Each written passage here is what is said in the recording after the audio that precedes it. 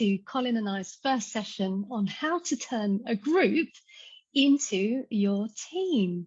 So Colin, over to you. Tell everybody about who you are and what you do.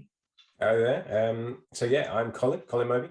I have the wonderful title because you get to choose your own job titles when you do what we do, don't you? Which is one of the fun parts. I call myself a team maker and shaker.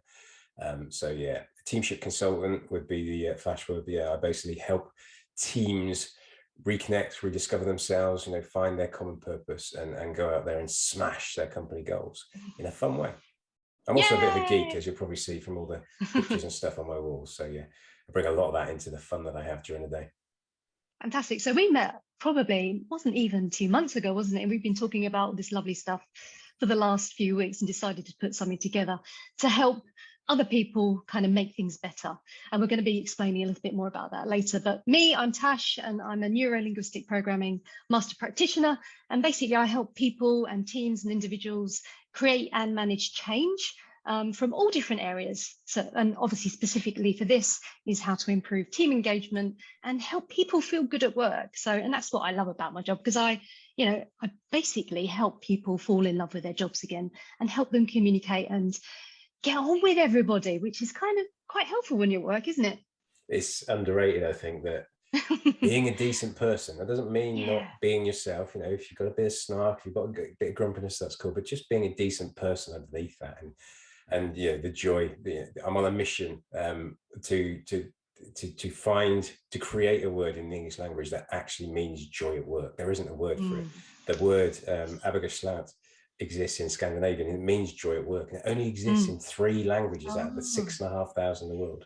We need a word that means joy at work to set that expectation, and it's okay to enjoy the job you do. Definitely. So let's share a little bit about what Teamship actually is, and then we'll kind of go into a bit more detail about what we're going to be covering in this session and what you guys can take away from this as well. So Colin, what is Teamship all about? Yeah, I think it's important to understand that it's not just team building. It's not just working together as a team and those kind of things we kind of pay a little bit of lip service to. It's actually a skill. It's actually something that we've ignored, in the same way that leadership is a skill, in the same way that followership is a skill. It's something we can actually learn, we can develop, we can practice and get better at.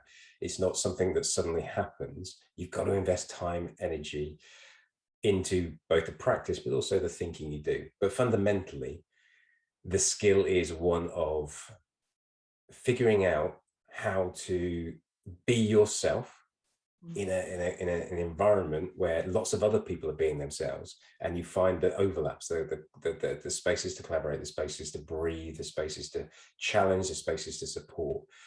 It's that moment where you get it, and it all comes together as a unit.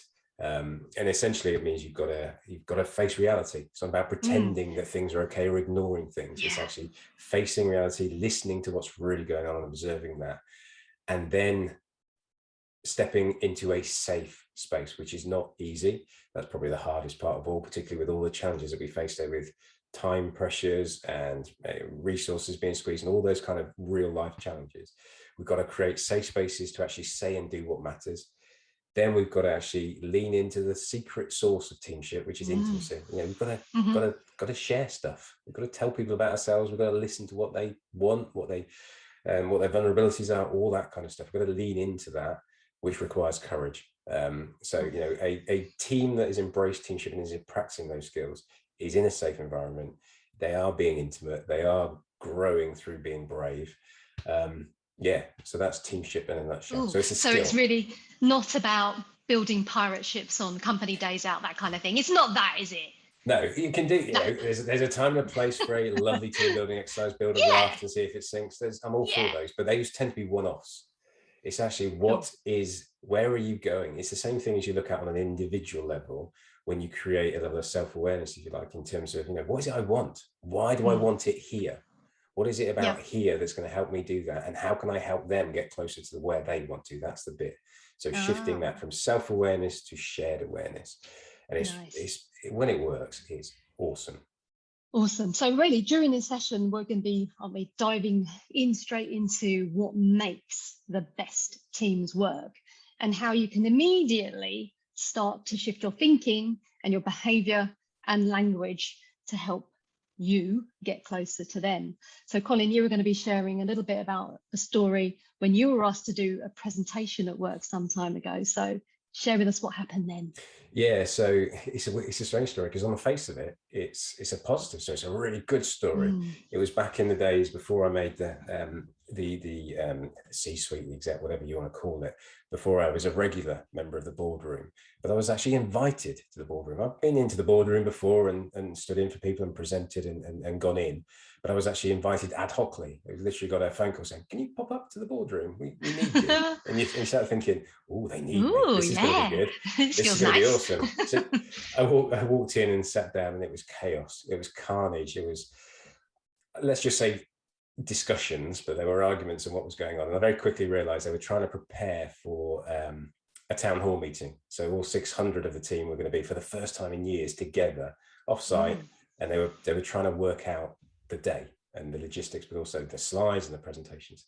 They eventually turned to me and said, "Oh, we've got a hole in our schedule. Could you do the hour after lunch?" I thought, okay, first thing I thought, oh, the after lunch slot. Yeah, the bit where everybody's full up on their free lunch, which was all really anybody was talking about with the away day was, yeah, we get a free lunch. But I thought, actually, opportunity here to maybe do something. That didn't last long, because within about 3 seconds, they then slid over to me some pieces of paper which said, "And here's what we want you to say." Oh, ouch. And so within a very quick period of time, my kind of glory moment of standing in front of the team shifted to something else. And I had some choices to make at that point. And it was interesting in terms of sitting there listening to the leadership telling me what I was going to say to my team was an interesting moment. And I think it encapsulated some of the teamship kind of challenges we face today, which is, leadership, going back to that reality I mentioned, leadership tends to decide they know what the team needs, what the team wants. They might ask occasionally, one of the phrases that I hate is employee survey. Quite often see that, what question should an employee survey ask? And for me, the first question is, why do we need an employee survey? To find out what a team is thinking. But absolutely, it's this. But there's what's quite dangerous in teamship is, have you ever, how often have you been there where leadership is telling you how the team thinks, how the team feels? How often have you experienced that? Yeah. And do you sometimes get frustrated, when, you're being open with your team and you expect the same, but all that happens is they just clam up and they look in the completely opposite direction, and, you've completely lost them. And, sometimes do you dread a really, really tricky conversation with somebody, but then actually when you have it, it goes much better than you expected.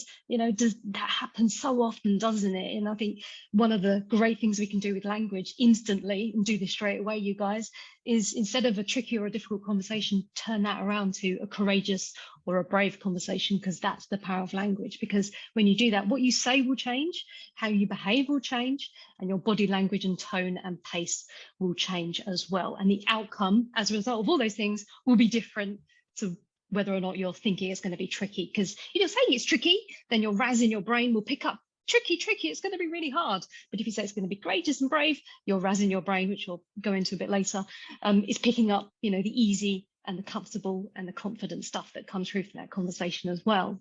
So there's so many reasons why teamship is so important these days, especially, isn't it? Because I guess really over the last 18 months, 2 years with COVID, teams have been, disconnected due to obviously COVID, working remotely, hybrid working, all those kind of things. And you were going to share some stats around this thing about presenteeism and how damaging that is, and how that's become so prevalent over the last few years as well. Yeah, I think when companies invest in teams, whatever that investment is, whether it's a course or a wellness day or all these things, which, in of themselves aren't wrong, but if they're not joined up, if they're not, if the intent behind them isn't right, absolutely. Yeah. And if they're not something people want, then they're not going to land as effectively as they could. No. But what they tend to focus on is keeping people in their job. So avoiding turnover, avoiding retention. It's all about honing in on retention. That was a word I was struggling to say. That awful word, but yeah, honing in on retention. or they tend to focus on hiring and, smoothing that process out, bringing people in the right way and the right mindset. Again, Onboarding. both of those are good places to look at. But what's really stark from a lot of the most recent studies and numbers is that we're starting to get a better insight into the way companies work, teams work. And there's some research. I'll share the link after the video, but essentially across Europe, so taking the last few years, they worked out that poor mental health, which is the end result of a poor team environment, not even an ineffective team environment. So lack of productivity, just being tired, as well as the further issues of struggling, depression, all those kind of things, is somewhere between 378 and 469 billion euros a year is lost due to mental health issues. Now, if we just take a simple number of 400 billion in the middle of that, so that my brain can do the maths, 70 billion of that is due to turnover, that retention bit we talked about. 100 billion is around hiring new stuff, the onboarding process, all that kind of stuff, which means the 230 billion that's left is due to presenteeism. So the biggest area where your lack of concept of team, feeling unsafe, feeling unproductive, not feeling any meaning, is in the people that are turning up to work every day. Yeah, so we've got this that's weird contagious, focus. isn't it? Absolutely. Well, that leads into people leaving, and that brings down the people that are joining. So we're dealing with these two ends, the beginning and the end, but we're not dealing with the bit in the middle. You go on LinkedIn, you go on any kind of convention, any kind of talk, and they tend to talk about those two things as these kind of stop the taps, this end, and make the tap better. Valuable things to do, but what we really need to do, where Teamship shines, is in the middle. And we tend to ignore those people. Oh, they're already here, they're already doing stuff, whatever. Let's look at the shiny new people. Or, let's get rid of the phrase I hated from corporate days, but the dead wood focus and all that kind of stuff. You got this big group in the middle, and that's where both the opportunity to do the right thing by them exists, but also from a business perspective, where the opportunity to really create something special, to really grow, to really make money, to be able to really reward what you're doing, who's doing what it is you need them to do. So we need to. And when you talk about intimacy, that's all about getting closer with your team as well. And the whole reason for that is to smash those company goals, isn't it? And those goals can be financial, your targets, your KPIs, whatever that looks like. Like you said quite rightly, the well-being and mental health at work, balance, harmony, all that kind of lovely stuff. The communication goals, culture, and company values and identity, and everything around that. And when we are a team, we smash all that, because firstly, we kind of, we know what those values are, and it's a shared destination. But secondly, everybody's working together to achieve that, and it's clear. That's important, isn't it? Clarity is so important. How many people, what we tend to focus on is our job. We kind of understand most of the time what our job is, what we're expected to do. What we need to do is go a bit beyond that, both as an individual and as a team, and look at our purpose that's connected to the job. What's the point of that job? Why does that job exist? Then we need to look at so what happens when that comes together? When I do that thing for this reason, what happens? And is that the right thing? So the impact you're having, am I getting the impact that I expected to get? Because if not, then either something's wrong with my job, or I'm not connected to my purpose. And where Teamship shines is in the end bit is, why the hell am I doing that? What does that mean for me? What does that mean for the people I'm sat next to? And that's where the intimacy comes into, is I want to share why I'm doing this. Not to the extent, you don't have to go overboard and your whole life story and everything, but to a point where I'm comfortable from my personal perspective in sharing why I'm doing this. And I want to hear why you're doing it, because in those magical spaces, you'll suddenly go, oh, I didn't realize you did that for that reason. That's cool. I do it a bit like that too. And then suddenly click. You'll find that that's a penny drop moment, isn't it? And you work a bit harder. You don't work extra hours, but you work. Your brain, that clarity clears some of the fog out. The procrastination starts to cut back. All those types of things happen, and your productivity just improves. And like you say, then you talk, your communication's better because you understand somebody better, and then that layers up and layers up and layers up. And then if you do have a misunderstanding, it's sorted out quicker. Yeah. Doesn't mean, we don't always sort them out straight away perfectly, but they're sorted out quicker. Yes, dealt with, worked through, all those kind of things. Yeah. So you get back to productivity quicker, and so on and so on and so on. It's the same with any type of relationship. The more intimate you are, the more vulnerable you're willing to be, the more reward you'll get out of it. Again, I don't want to step over it. It comes back to that safety bit. You need to feel safe enough to do that. And yes, there is a challenge with psychological safety in the workplace. The boundaries. But that starts with you deciding how you want to be and sharing that with other people. Absolutely. So we're talking about how to turn a group into a team, but I guess what we need to do is to really kind of work out and explore what is the difference between a group and a team. So bear with me, because I'm going to share the screen into a little video here. There we go. Hey. So what is a group? So, you can see from this, and Colin, please do, interject here. You've got a series of people working independently, bobbing along in the ocean, no particular goals that we can see. They've all probably got a place to get to, but there is absolutely no guarantee that they're going to get there. And, really the destination is nowhere, is there? Have you got anything to add to that? It reminds me of a skill I've let slide for many, many years, because I'm old and don't like getting into wetsuits these days, but I used to windsurf. And when you go out windsurfing, I did not like going out far. I don't like being in the sea. The idea of a fish swimming by me just freaked me out, as much as I love water. So I wouldn't go out far. But then I had friends who would go out and go as fast as they could, as far as they could. We were all doing the same thing. We were all a group of windsurfers, but we were all literally off in different directions, because we weren't, we had our own individual fun and we got out of it our own things. But we were all doing it for different reasons, and we were literally off in all different directions. And that's a group. I think this self-interest, what you want out of it, comes way above anything else, usually to the expense of something else. So, if I didn't want to go out that far and that was the only option that day, I wouldn't go out. I'll go and do something else. So it's a group, it puts self-interest at the expense of the group. Right. That makes sense.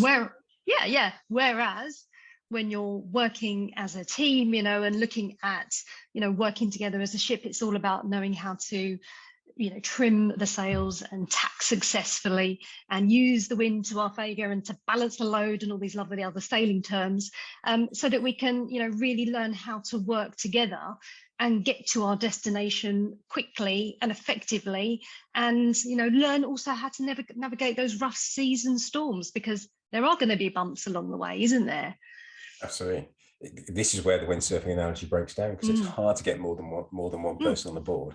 But if you take the ship concept, then absolutely, sharing my vulnerability about not wanting to get in water, stick me in the middle of the ship, stick me as far away from the edge of the ship as you can. But I can still, I know how to sail, I know how to do certain things. So there's still a valuable role I can play on the ship. And the ship, we're all going, I don't mind going further out then, because I feel safe, I feel part of the team. They're doing the bits that I don't want to do. Exactly. And they're doing the bits they enjoy doing. And if we go a bit faster than I would be comfortable with, you know what, that's okay. It's that self-interest has given way to shared self-awareness. I understand why I feel that way, and then you start to share that. Yeah, exactly. So just looking at the sails here on the image, you've got that self-awareness, you've got the trust, you build the clarity, you have fun, because what's the point of working if you can't have a little bit of fun as well? Surely that should be high up on the top of the agenda. Having those shared goals and being clear about what they are, and being curious and separating the behavior from that person and thinking, actually, why are they behaving like that? Maybe I need to talk in a different way so they understand what I'm saying, rather than just expecting everybody to understand what you're doing, which results in achieving your goals, whatever they are, feeling good and asking for help, and also being supported. And I think that's so important, isn't it? If the people around you are keeping everything inside of them, then that's not helpful. So you've got to start doing things different in order for everybody else to be able to be confident to share what's on their mind, to ask for help, but also be able to support other people. Definitely. I think going back to those stats, the mental health, which, is a huge topic, and we're not going to get to in here, but keeping things to yourself, which you just said, really stands out, because when you hold things back, when you don't bring your true self to work, which, it takes up, even if it's 6 hours a day or 4 hours a day or 2 hours a day in some jobs, if you're not being yourself for a period of the day, then that takes energy, that takes effort, that conditions your thinking in a certain way. And we deserve more than that. We deserve better than that. We're society is moving on. Society needs to embrace these kind of the old ideals of, you go to work to earn a salary, so shut up and get on with it. No. Exactly. You spend a lot of time there. And why would we want other people to think like that? So we've got to challenge that, and we've got to, it is possible to do a job that's challenging, that makes you grow, that has frustrating moments, that pushes your boundaries, but also is fun, is enjoyable. You build relationships, you grow professionally, you grow personally, and you grow spiritually. And I don't mean that in the sense of spiritual, but in the sense of having the space to reflect and look at, is this what I really want? Is this giving me meaning and that kind of stuff, and give more to the world? So as lofty as that can sound sometimes, it's more than possible. Yeah, absolutely. So what are the main characteristics of either being in a group or a team?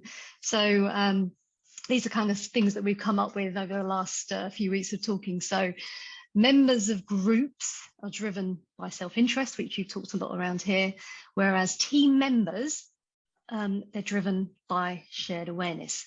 And we will, over the next 2 or 3 sessions, delve in a little bit more to self-awareness and what that actually is as well. And that ties in really nicely with curiosity as well, doesn't it? It does. You've got to be curious about yourself, your self-awareness, to be able to, again, to be your true self with others, which then they'll be their true self with you. And that's where that shared awareness comes from. You start to see, okay, I can see a bit of why you're doing that. I start to join the dots up in my head, but actually I can start to see a couple of dots in your mind that are linked to my dots. And it's those links, it's those joining ups that's really powerful. That's it. So a team, the end result of a team has basically joins up more dots. Yeah. And one of the great skills around that is to also not mind read, because it's something that we do all the time, isn't it? If you walk past somebody in the corridor and they give you a funny look, you're like, oh, I've done something wrong. And then you end up telling stories about why that person doesn't like you. And then the next time you communicate with them, it's a bit narky.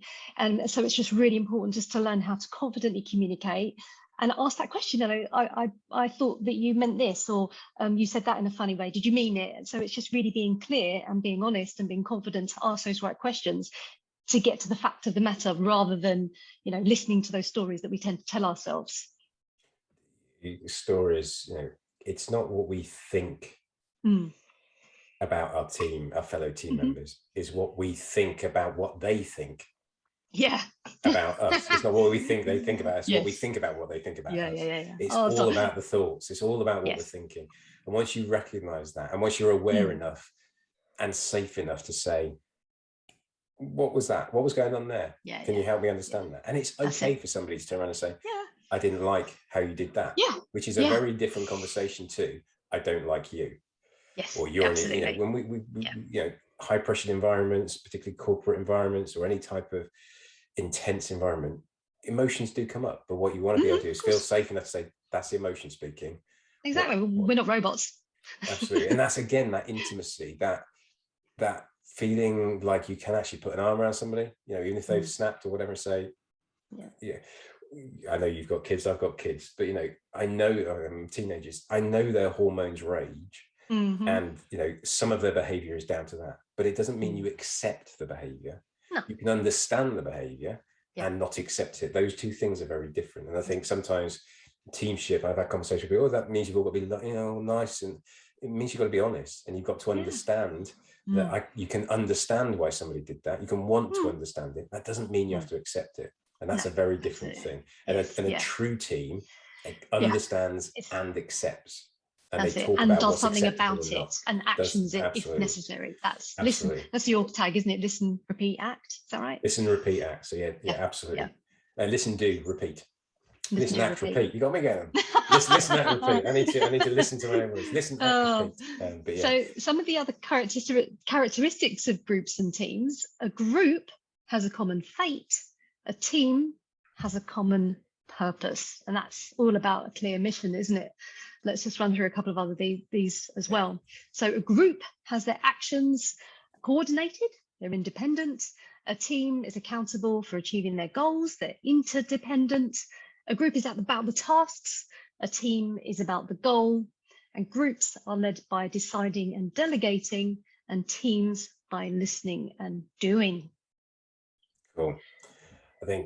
I imagine most people will recognize elements of those in certain jobs and certain teams, you know, and we're all on different journeys, we're all at different points. And I think, again, if you want to be in a team, if you want to embrace teamship, if you want to build the skill, it's going back to that curiosity bit. So, okay, so which of those things did I recognize in what I'm doing right now? And do I want to change? If I am, you know, a group is about the tasks, not the goal, you know, micromanaging, command and control, all those styles that, to me, you know, we should have stopped 30 years ago, but with the dinosaurs, you know, it cannot be, you cannot conceivably believe that is the best way to run a team, run an organization. Yet we still do it.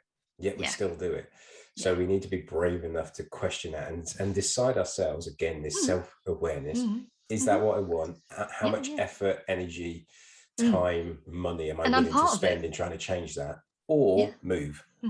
Yes. You know, let's make no bones about it. Sometimes part of teamship is it's okay to say, this team is no longer the place for me. I can no longer help them, and I've outgrown them. They've outgrown me in different ways, and we're growing in different directions. That is okay. That's a good thing to realize and move somewhere else. So we shouldn't always be about shut up and put up.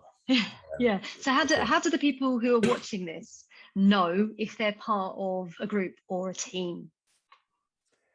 So again, it can sound like a broken record. For me, it'll always come back to looking into yourself first. So, okay, so how do I feel? How aware am I of my purpose with this team? How do I feel about my part, my role that I play with this group of people? How comfortable am I with the person I am at work? A really simple example is, I know it'll feel like a long time for many people, but you know, desks at work, how many people have pictures of their kids or pictures of their partner or picture of their dog or their cat? Or I still do, because it's my desk here. I used to have Darth Vadar. I took him everywhere. He would sit on my desk, or a little Lego figure, something of me. It's almost like we're desperate. Kermit, brilliant. We're desperate to bring a piece of us into the office. And so don't bring a piece.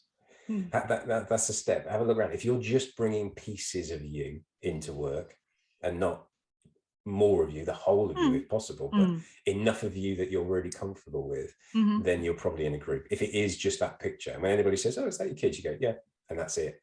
Yeah, there's something going on there that you're in a kid. If you go, that's oh, how, or they look at the picture and they know their names, they ask about them, they talk about them, or you strike up a conversation about Star Wars or whatever, then you're more likely to be closer to a team. So again, that look at yourself. How much of you are you bringing to work? Because that's a good sign of whether you're in a group or a team.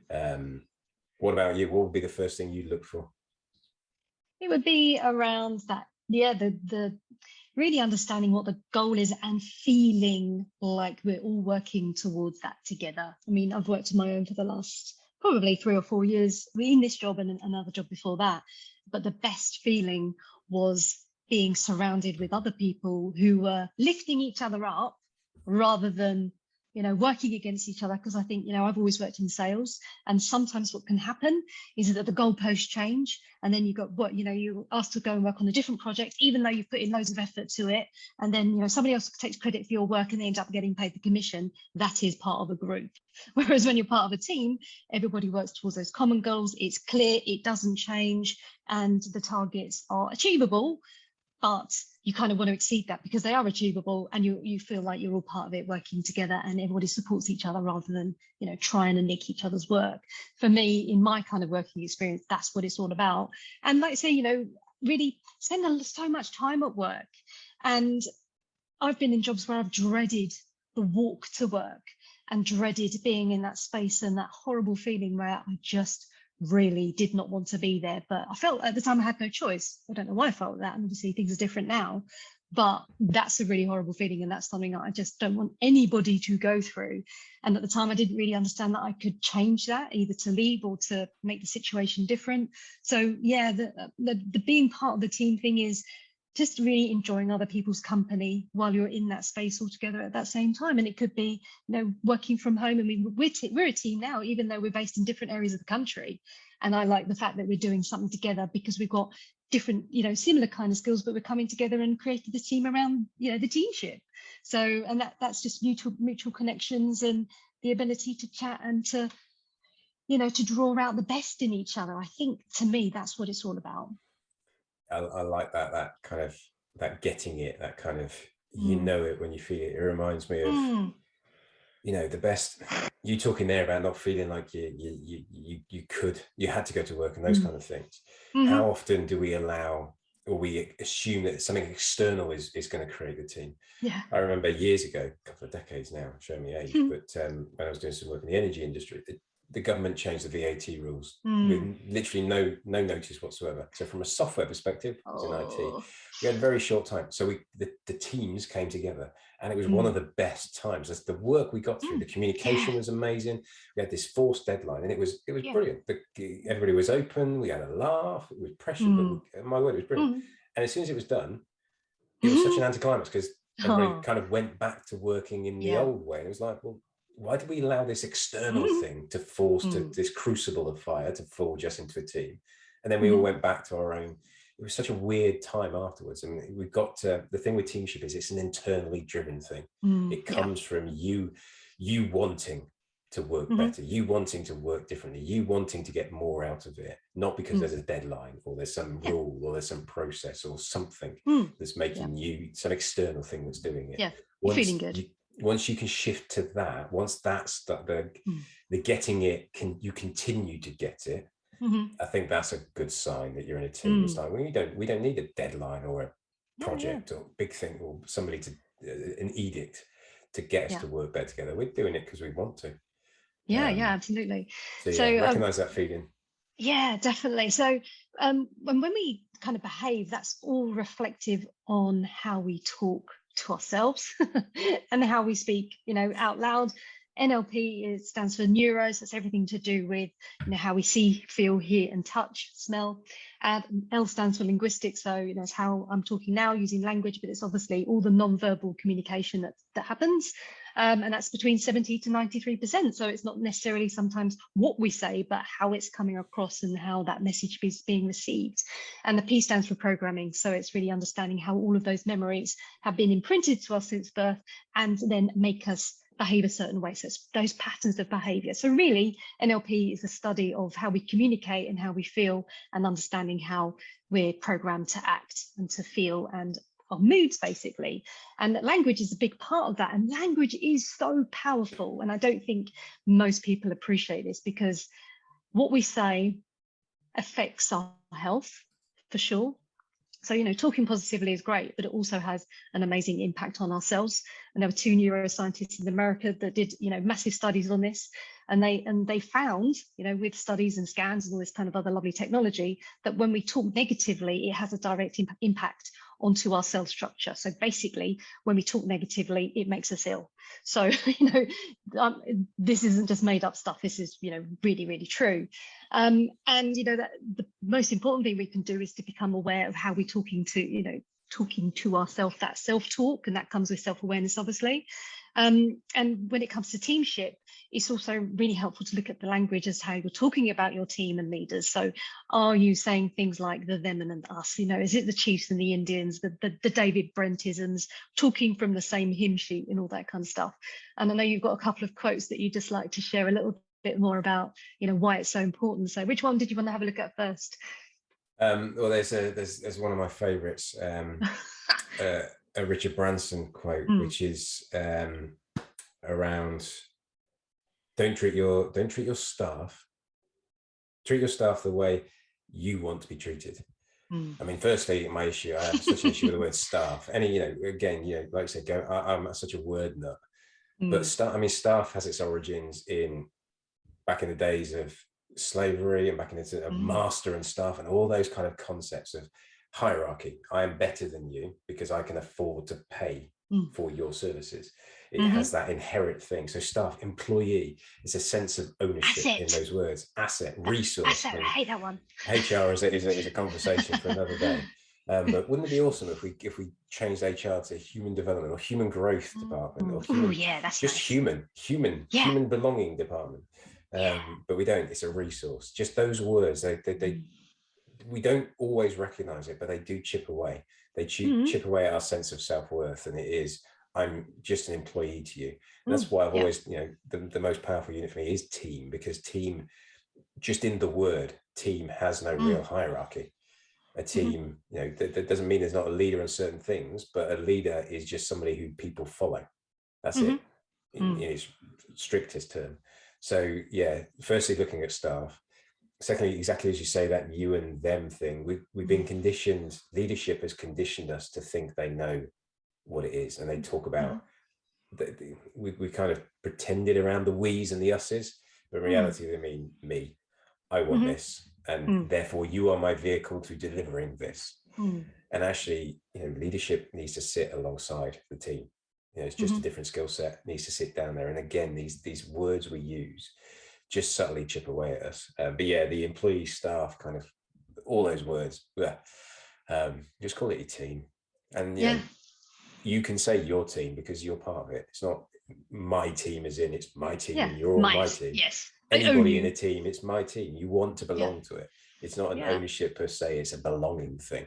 And I think when you start challenging that, and going back to what you were saying earlier, that intent behind the word is what's important. And we don't, our subconscious is a sneaky little blighter. It hears, staff, they belong to me, or employee. They belong to the organization. So there's lots of those. And it's it's how we talk, like I said earlier, reflects our behavior around that. So even after watching this, just start bringing awareness to how you are talking about your team, even if you're not talking to them at the time, but if you're down the pub talking to your friend about them, or if you're talking about is it a work colleague that you're talking about, or is it a work buddy? Because then you will act very differently if you're talking about your colleague as just a colleague, and you'll say things differently, you'll communicate with them differently, you'll interact with them differently. Whereas if you were to change that language to your work buddy, where you're going to behave differently around them, you're going to say different things around them, your tone is going to be different, the rapport and the connection you have with them is going to be very different. And it's just a small tweak to language has a massive impact to how you behave around that, which, funnily enough, affects the outcome. So if you say they're my work colleague, well, it's a bit of a dead end, isn't it, really? And that's probably where it's going to end. You do walk in the door, they're your colleague, you do your stuff, and then you walk back out again. But if they're your work buddy, then it just goes so much further than that, doesn't it? So you might have a WhatsApp with them at the end of the day. You didn't look yourself today. Is everything okay? Do you want to chat? Let's have a coffee tomorrow. Let's go out for lunch. Let's have a Zoom, whatever it is. But it's just changing the language changes the behavior, which changes the outcome of that communication and that connection. That's why it's so important, and that's what I love about NLP, because it teaches us to take it that step further in the way that you want it to go, which is going to be helpful for everybody and get a better outcome. Absolutely. I know I lean into the word intimate teams, and I know a lot of people go, ooh. The word intimate has got connotations that I don't want that. And absolutely, what intimate for me is about open communication and establishing together what you want to do. There are plenty of people and plenty of successful teams that don't want to socialize every minute of the day together. They don't want to do lots of things. There are plenty of teams I know that I did some work last year with a team, and every lunchtime they would play geeky card games. I loved it. I was quite jealous. They played geeky card games, but they didn't spend much time outside of work together. That was their moment to come together, and they bonded over lunch during this game. And that's fine. You find that balance yourselves, but you've got to be willing to be intimate to a point and own the words yourselves. We can sit here and talk about, well, I don't like the word stuff, but if to be brutally honest, if the team like it, if they're happy to be team colleagues and that's what they want, and that's successful for them and they can make it work, cool. It's not about imposing words. It's about looking at that word and saying that word, if you don't, what does it mean? What's behind it? Why are you using that word? What's going on with it? from a personal perspective, I don't like. You mentioned David Brent earlier, and the teamwork makes the dream work and all that kind of stuff. And I don't like, trust me, you don't want my dreams to come true. They're weird. They're very strange. You don't want my dreams. What you do want is my aspirations, the things I can see I want in my life. I want to share those with people because I believe I can get those. I believe those, not just realistic, but they are achievable through hard work with the help of others. Whereas dreams are something I'm hoping, fingers crossed, the world will give me, not I'll get. And as a team, you want to control your own destiny. So don't worry about your dreams. They're open for the fates. Don't worry. Go back to that fate thing. What is it you want, and create a purpose that will get you there, that will give you that. So again, just watching out for those subtle words. But not throwing away, like you say, just being curious about it, saying, where's that word come from? Why are we using that word? It's interesting. Better? Yeah. So let's look at some red flags then that, the people watching this might start to maybe become more aware of, or I might say these things, they're like, oh, okay. So some of the red flags that we've come up with and explored over the last little while is maybe your team goals are constantly changing, and you've given up just being interested, and that's kind of like feeling of like meh kind of takes place most of the day. That would be a massive red flag that I think definitely need to be worked on. Perhaps those regular meetings that were put in the diary to happen every day or every week are either not happening, or they just get put off because there's always something else to do and everybody's too busy. That's a massive red flag as well, isn't it? You've got your thing about being busy. Talk to us about that. Busy. Again, a word. Busy. You never hear anybody use the word busy in a good context. Oh, I'm so busy. I love it. So I'm really busy. I'm just really busy. It's always got a feeling to it. But either I'm too busy to spend time with you, or I'm keeping you busy by spending time. So sometimes it's the flip side as well. Why am I going to all these meetings? We seem to be having a lot of meetings and we're talking about the same stuff, or who's this for? Whichever way of that is, but that lack of understanding, lack of control and understanding over what's going on. And meetings are one of the key things to watch for, because they're just, again, it's a common vocabulary. We all understand it. Most people you talk to have worked on, far too many meetings. I like I love where you are with the important meetings, the important conversations. Meetings is just a framework, isn't it? But if you're not having the conversations you need to have, I've worked with clients where they don't speak to their boss. They never speak to them, and it's like, oh, it's okay, they're busy. That's not okay. That's not okay. No, absolutely Likewise, you need to be able to say that's not okay, and say, I want a meeting with you. It's okay to say that as well. I think busyness is way overrated. We need to be in control. We need to decide. We need to choose what we're going to do, and we need to choose what's important to us. And that's, some meetings are, some aren't. Definitely. If they're not, stop them. If they are, create them. Exactly. It's simple, really, when you think about it. But and so another couple of red flags. You don't feel part of something. There is no purpose and there is no meaning.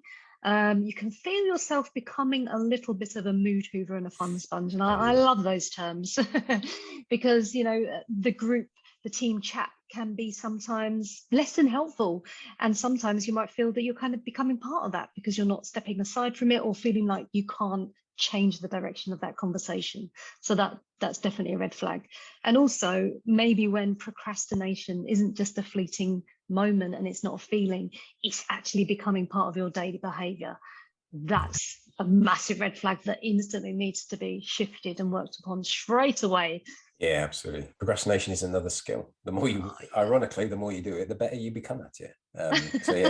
It's actually a case of not procrastinating. It's, well, what's a better skill to spend my time on? And as a team, when you become a group, you do find yourself, distraction comes a lot easier, doesn't it? It's easier to get distracted rather than traction. Going in the same direction, the right direction. Stop thinking, just start doing. So yes.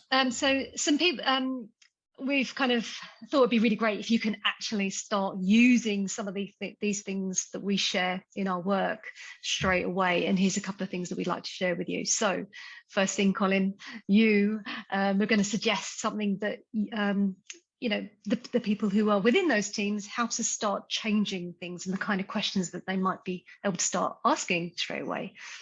Yeah, I think it's easy. I'll try and get it right this time. My listen, act, repeat. It's right, but it's easy to get caught up in either something too big or where do I start? Where do I start? And if you really want to, you do have to listen to yourself and to your team. But what I'd always suggest is just start somewhere small. Like we just talked about meetings. What's one thing you can do to ask your team about the meetings they want? Are we all enjoying the team meetings? Is there a different way we could do this that we'd enjoy more? Ask them what they want, share what you want, be prepared to share what you want, so you're willing to be vulnerable by sharing your wants. So hopefully they'll start to lean into that and share their wants. But don't try and don't just listen to your team with own questions. So what do we want as a team? Start somewhere small. What do we want? A classic. Specific. I've worked with a lot of tech teams, and my God, the number of apps they've got to talk to each other is just, we've got Slack and WhatsApp and Signal and Jira and God knows what else they use, and still email and still text and still all those other things. Talk to each. First question: as a team, how do we want to communicate mostly, or what do we want our primary one to be? Because I email everybody and I never get a response. Is that should I be using in Slack? You only ever seem to. So don't get into the sort of thing, but just ask, what communication method do we want as a team? Don't care about what the company standard is. A team. What do we like? What do we want to use during the week? What do we want to use out of hours? Or just get the conversation going to get you all joining in and contributing something that will improve the life of the team. How do we all I'm a morning person. I was one of those people that were walking in the morning to an office and go, morning. And I know plenty of other people are not that type of person until they've had their 7th cup of coffee or whatever. So it's a light-hearted bit. What do we want to do in the morning? Who's happy to get into a conversation? I'm a morning person. Who's not? Just so I know, because I don't want to annoy people. Find something to start a conversation about, and that will move your team closer together. Yeah. And how do you feel about the daily huddles and stuff like that? So I'm a bit of an agile on that. So daily stand-up in Scrum, the concept of short and often. I will always, from a personal perspective, I think you can have a conversation, make it short to the point, and do that more often rather than there's a place for a lengthy, in-depth discussion, but that should be less frequent, because that in of itself will raise lots of things that you need lots of short discussions on, and you just grow tired. So I'm all for, even in the agile world, we spend 15 minutes or however long, but usually 15 minutes on a daily stand-up. It's not a daily stand-up, a daily scrum, sorry. But we can't find 15 minutes to spend together as a team asking, well, what's working well as a team? What's working better, and what we can do next as a team to improve it? Those 3 questions that are core to a daily scrum, we don't find 15 minutes to ask those as a team. And imagine by the end of week 10, when you've done 50 of those, just 50 15-minute sessions. Imagine the things that will have come up as a team, that you'll have revealed about each other, that you'll have done as a team, done as individuals that contribute to the team. Imagine the difference you'll have made. It's amazing. Short and often would be my recommendation. And like you were saying earlier about how you communicate, I did a piece of work for a company a little while ago, and their overwhelming sense of too many emails was the thing that they did not like. They like the WhatsApp for the kind of the group chat, and they have lots of field service engineers, so it was a really great way to share images and stuff like that, and it seemed to work for a bit of banter with a male-dominated team. It was great. But they said, the beginning of every email, in that little title, the header title, is an action. What you need to do from this is all you need to do is read it, or I need a response by, or can you let me know by, it's having an action within that subject heading that really came out of that change management session that we did. And everybody was in agreement. Some people hated receiving emails over the weekend. Some people loved it. So as a result of that, people said, oh, actually, would you mind just putting a delay send on it so that it gets to me by, 9 o'clock on Monday morning or whatever it is? Because if I receive it in my inbox and I see it, it makes me feel like I need to do more work, and I don't want that overwhelm, and I don't want to feel burned out and feeling like I'm not doing enough because somebody else is doing it. So that was come into agreement. But these kind of things would never have been actioned without understanding what people go through during the week and what makes them feel good and what makes them feel less than good. Yeah, definitely. Email, talking about email, has reminded me about a team I work with decided together that they wouldn't look at email after 10 a.m. That they would only, as a team, look at email before 10 a.m. because they were a development team and they wanted to get into their work, they wanted to get into flow, and email's an interruption system. It interrupts what you're doing. So they put that on their footers on their email, so they let people know that we're doing that. But the number of people that would come up and say, I know you don't answer emails after 10 o'clock, but I've sent you one, can you have a look at it? But the power of the team turning around and going, we don't look at emails after 10 o'clock. And I bet you that email's asking how we're doing with that work that you tried to interrupt us with an email, and now you physically come up and interrupted us as well. And most of the time it was, can you give me an update? Well, I can give you had an update yesterday. Why do you need another update? And it's just, but the power of the team deciding that. Wanting that to happen. Most people will go, oh, you do it as a team, do you? Oh, okay. And they kind of, that gave it some, you shouldn't, because you should respect the individual, but it gave it more power. I think when you decide these things as a team, and they didn't just decide it willy-nilly, they looked at when most of their emails came in, they talked to their key stakeholders, all that kind of stuff. And the power of that decision as a team was cool. I think some of them cheated every now and then, but that was a choice. Yes, exactly. It reminded me of that nice team. And another thing to real good practical tip is to really get used to being uncomfortable, because we've all got our comfort zones and it feels lovely being there and all squishy and a fluffy blanket but the more we kind of take ourselves out of that comfort zone and do things differently, behave differently, ask different questions, be curious, common theme of this conversation, the more we learn about ourselves and the more we learn about the other people around us. And it takes effort, and it takes a lot of effort to maintain that as well. But funnily enough, the more you do it, the less uncomfortable it becomes and the more comfortable it becomes. And then, we talked about being contagious. The more you do it, the more other people will also follow it. It's called mirroring in NLP terms. And then they will also start to behave like you do and also start to get different outcomes off the back of that as well. So just start to get used to being uncomfortable and doing things and saying things differently, because that's where that great cliche, isn't it? That's where the magic happens, outside those moments. When we do things the same all the time, you get the same results. It's boring. But so start being more curious about yourself and the other people around you, and just start asking yourself some different questions, and start asking some different questions. And there's never going to be a right or a wrong, as long as it feels appropriate and done with a good nature. Then I think you're always going to learn something. Yeah, definitely. I think facing into uncomfortableness, the comfort zone concept, and that gets too much airtime, in my opinion. The reality is we're all uncomfortable pretty much 50% of the time. The depth and the degree to which we're uncomfortable changes, but we're all uncomfortable. You speak to somebody who says, yeah, I'm comfortable in this team. Oh yeah, okay, so how's it going? Well, it's okay. The work's all right. There's not many prospects. I wish I was doing something more. Salary's not great. Before you realize it, they've already described, okay, so you are uncomfortable. You're uncomfortable with the money you're in, and you're uncomfortable with the prospects. You're already uncomfortable. Why not be uncomfortable? Well, I don't want to grow, but you're already uncomfortable. So if you're already uncomfortable, you might as well be uncomfortable and the chance of your comfort being higher is greater. So once you take ownership of your uncomfortableness, and you actually choose the uncomfortableness, you know what? Challenge, talking to my team. That's what you're not changing, you're choosing, isn't it? Being vulnerable to my team is uncomfortable.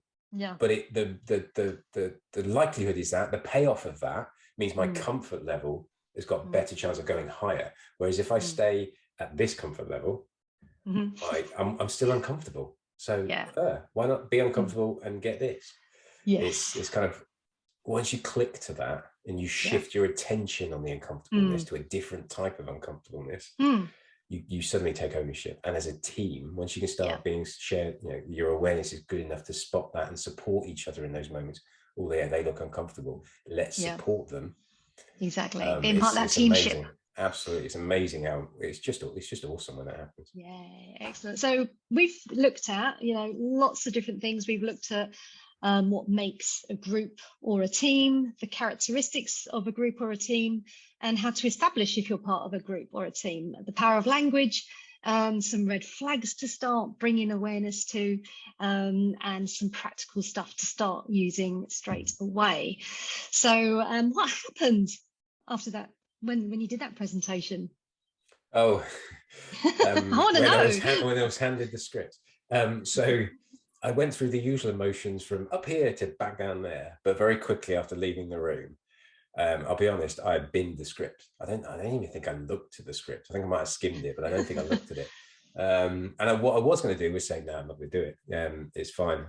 I'm nervous or get somebody else. I was going to make an excuse, but I started talking to my team, and I started talking to a few other people, and I just started asking them what their expectations of this session were. And they were all glum, if I'm honest. They're all expecting to be exactly as I've heard happen in a boardroom, be bombarded with numbers, to hear glossing over the truth, all this kind of rah, rah, rah, it's amazing, don't worry about it, it's all cool. And they were just all expecting that and looking forward to the free lunch. So I started just asking them what they wanted. And I pulled together a couple of slides. I think it was 2 pictures. It wasn't even numbers or anything. And I got badgered, and I eventually sent the slides about 30 minutes before the presentation started on the day. I got into they were chasing me, the media company was chasing me like nobody's business. And when they got them, we were like, is this it? Yeah. And then I spoke for an hour, and I talked about me. I talked about what I was feeling. I talked about what I'd heard from the teams, how I felt about that. I made jokes. They were awful jokes, but they laughed. And the feedback on that set, I got a right rollicking from the board. But it cemented in my mind the feedback from the team, which helped me in many ways, was amazing. They actually, it wasn't, if I look back, it wasn't as open as I could have been. I still think there was more I could do, but it was still fairly early in my career. But I actually talked to the teams as other human beings and just listened to what they wanted, and then shared some information that I knew about that. It sounds obvious, but that just wasn't happening. And it was a start of some shifts, both in me, both in how I led, but also in how I decided I wanted to be in that organization. It was a start of a few things around the way the teams work together. It wasn't long after that the VAT thing happened. And it was interesting that we pulled together the people that had really responded to that speech, the people who really wanted to work differently. And so sometimes sometimes that, go back to that courageous bit, being brave enough to just challenge the way that things are going on in a sensible way. All right, maybe not quite that way, but in a way that works for you. So yeah, it was a binder, and people still talk about it. Was a picture with some, I can't even remember what it was. It was some pebbles stacked on top of each other. But I can just remember the image. But it still gets talked about to this day. So yeah, that's awesome. Ask what your team want. Yes, and then figure out a way to do something with it. Yes, don't necessarily have to do that, but do something. You've got to respect that information, that vulnerability they've just shared. So yeah, that's teamship: listening, doing, and just repeating. Yay, amazing. So if you've enjoyed this conversation today, this is a part of a series, and next week session 2 is all going to be around working with robots. Well, nobody wants that, do they? So it's all about showing people that they matter, and we're going to be sharing some practical skills and tips to help you do that, really. So we'll be exploring how we communicate, our blind spots, our beliefs in why we do what we do, and kind of exploring a bit around why that happens and to start changing that, and some other ways to start building those intimate working relationships. We've also created a YouTube channel, which is going to be on this link as well. So feel free to subscribe there, because we'll be releasing these videos weekly on Fridays. So if you miss it on LinkedIn, then you can look up there and look at the past ones too. And in the meantime, if you want to find out more about the work that we do, because we do digital sessions, we can come, depending on where you are in the country, we can come and spend time with you for, half day, full day. It can be a series of sessions.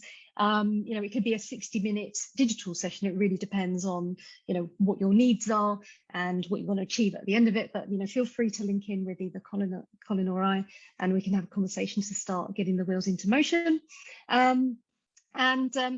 Look forward to receiving all your comments. If there's anything specific that you'd like to ask us that we can cover all around Teamship, and maybe any pain points that you're experiencing right now, then we'd love to kind of delve into that for you and to answer them in the next few series.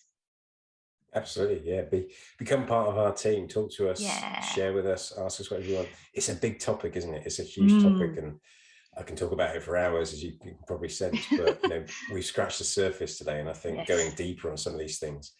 And what's important to just take a moment to recognize is how these things link together. None of this is in isolation, and I think we kind of covered some of that with what we talked about today. But yeah, get curious, ask us questions. We'd love to know what you think. Brilliant. Yeah, great. Excellent. Great. All right. See you soon, guys. Bye. Thanks, Tasha. Bye.